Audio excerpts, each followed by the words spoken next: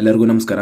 ಕರ್ನಾಟಕ ಪರೀಕ್ಷಾ ಪ್ರಾಧಿಕಾರದ ಅಡಿಯಲ್ಲಿ 2023 ಹಾಗೂ 24ನೇ ಸಾಲಿನಲ್ಲಿ ಕರ್ನಾಟಕ ರಾಜ್ಯ ಅರ್ಹತಾ ಪರೀಕ್ಷೆ ಅಂದ್ರೆ ಕೆಸೆಟ್ ಪರೀಕ್ಷೆಯನ್ನು ಬರೆದಿರುವಂತಹ ಅಭ್ಯರ್ಥಿಗಳಿಗೆ ಸಂಬಂಧಿಸಿದಂತೆ ಇದೀಗ ಕರ್ನಾಟಕ ಪರೀಕ್ಷಾ ಪ್ರಾಧಿಕಾರದ ಕಡೆಯಿಂದ ಅರ್ಹತೆ ಪಡೆದಿರುವಂತಹ ಅಭ್ಯರ್ಥಿಗಳಿಗೆ ನಿಮ್ಮ ಪ್ರಮಾಣ ಪತ್ರವನ್ನ ಆನ್ಲೈನ್ ಮೂಲಕ ಪರಿಶೀಲನೆ ಮಾಡಿಕೊಳ್ಳಲಿಕ್ಕೆ ಕಿಎ ಅಧಿಕೃತ ವೆಬ್ಸೈಟ್ ನಲ್ಲಿ ಒಂದು ಲಿಂಕ್ ನ ನೀಡಿದ್ದಾರೆ.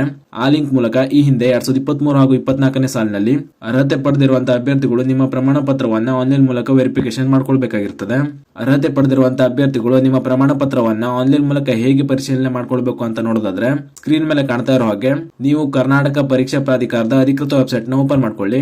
ಓಪನ್ ಆದ್ಮೇಲೆ ಇಲ್ಲಿ ಕೆಳಗಡೆ ಇತ್ತೀಚಿನ ಪ್ರಕಟಣೆಗಳು ಅಂತ ಕಾಣಿಸ್ತಾ ಇರಬಹುದು. ಇಲ್ಲಿ ಕೆಸೆಟ್ 2024ರ ಪ್ರಮಾಣ ಪತ್ರ ಆನ್ಲೈನ್ ಪರಿಶೀಲನೆ ಲಿಂಕ್ ಅಂತ ಇದೆ. ಈ ಲಿಂಕ್ ನಲ್ಲಿ 2024ರಲ್ಲಿ ಅರ್ಹತೆ ಪಡೆದಿರುವಂತಹ ಅಭ್ಯರ್ಥಿಗಳು ನಿಮ್ಮ ಪ್ರಮಾಣ ಪತ್ರವನ್ನ ಆನ್ಲೈನ್ ಮೂಲಕ ಪರಿಶೀಲನೆ ಮಾಡ್ಕೊಳ್ಬೇಕು. ಅದೇ ರೀತಿ ಕೆಸೆಟ್ 2023ರಲ್ಲಿ ಅರ್ಹತೆ ಪಡೆದಿರುವಂತಹ ಅಭ್ಯರ್ಥಿಗಳು ಕೂಡ ನಿಮಗೂ ಕೂಡ ಪ್ರಮಾಣ ಪತ್ರಗಳನ್ನ ಆನ್ಲೈನ್ ಮೂಲಕ ಪರಿಶೀಲನೆ ಮಾಡ್ಕೊಳ್ಳಿಕ್ಕೆ ಸಪರೇಟ್ ಆಗಿ ಇನ್ನೊಂದು ಲಿಂಕ್ ನ ನೀಡಿದ್ದಾರೆ. ಈ ಲಿಂಕ್ ಮೂಲಕ ನೀವು ಕೂಡ ವೆರಿಫಿಕೇಶನ್ ಮಾಡ್ಕೊಳ್ಬೇಕಾಗಿರ್ತದೆ. ಈ ಲಿಂಕ್ ನಲ್ಲಿ ಕ್ಲಿಕ್ ಮಾಡಿದ್ಮೇಲೆ ಈ ತರ ಇನ್ನೊಂದು ಪೇಜ್ ಓಪನ್ ಆಗಿ ಬರುತ್ತೆ.